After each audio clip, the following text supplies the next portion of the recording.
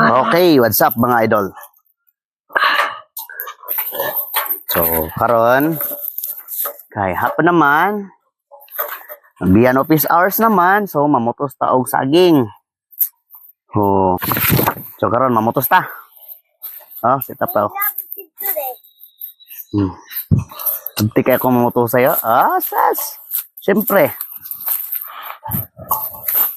Sakto ko nagtimo. Dako lang itong gasto, di mo trabaho. Mutos ta, mutos po niya. Mira.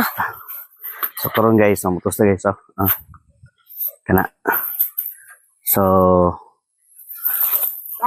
una na itong buhaton, mag-flowering ta.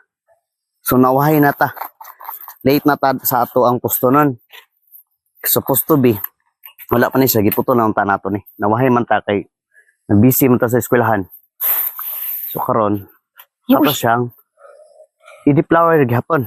Kana ko ano man nato ito yo. Nag-labs ko kay haron dili masamad ang iyahang dawin. Oo. Kana iyahang lusok yan, kanang sa saging na. Kaon mo na. Kana yang may tumoy. Okay. Na. Ang pinakatulo. Na siya. Na. Nasa deflowering. Na. Para mo bukad gyud ang iyahang bunga. Na.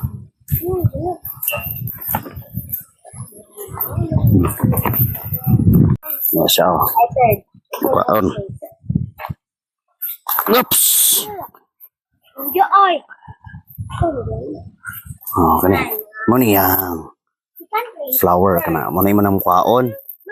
Nang lang nga dili masamad so magamit og gloves. Ato ang PPE. Na to. Diba? Diba pa kinaong saging. Pagkahuman, kung ano to na siya og puso. Puso. So limpyo na. Pagkahuman, ihap tao pila kabok ang niyahang dahon. So we have 2, 3, 4, 5, 6, 7. 7 ka dahon. So imong ihapon no pila ka sipi. Sipi kanayang sipi kana. So 1, 2, 3, 4, 5, 6. So 6 ka sipi. Ya 7 ang ato ang dahon. So pwede ra nato sa dili putlon. Okay. Nah, dapat nih.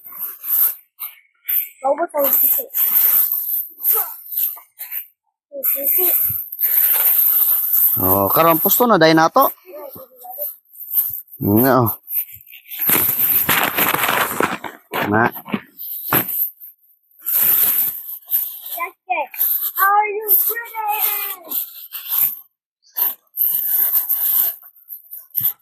Yes.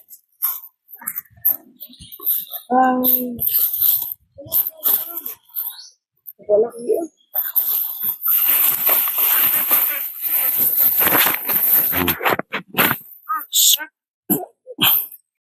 Here we go.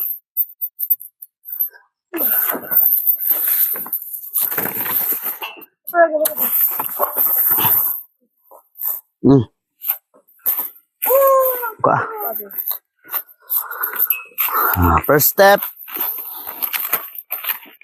deflowering. Sa Bisaya, kung ano mong toy-toy. Limpyohon.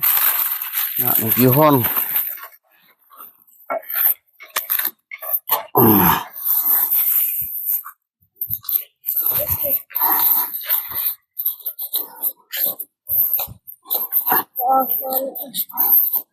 Tapos kimbulig. Hindi ma-spray eh. Okay. Sprayan ni kaisa atong kan. Sprayan ni ugma. Dako magyapon.